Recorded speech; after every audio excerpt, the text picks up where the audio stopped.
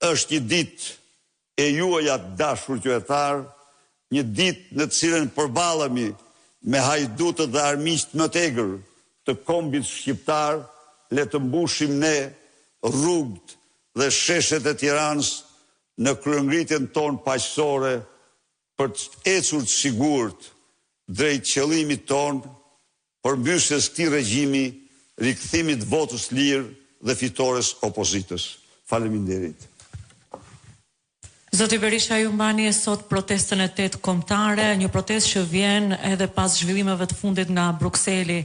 Cili do të jetë ndryshimi krahasuar me herët e kaluara dhe a do të vazhdojë vala e protestës së opozitës në të njëjtën ritëm? Faleminderit.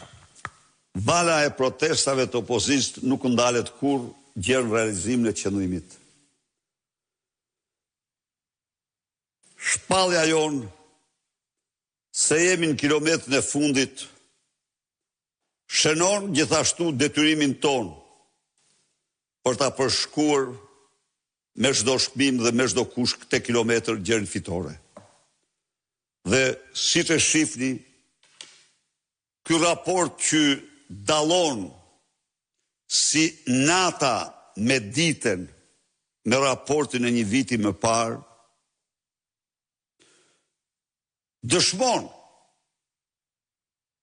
se në Shqipëri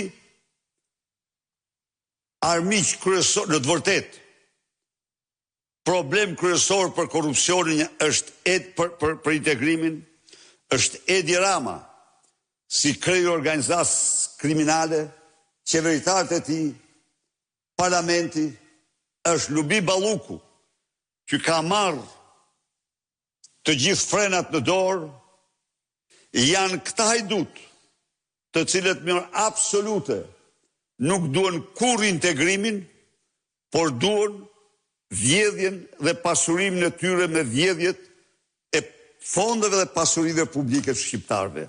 Ndaj dhe protestat janë zëri vetëm më i fuqishëm i shqiptarëve dinjitos, i shqiptarëve që spajtohen me këtë situatë.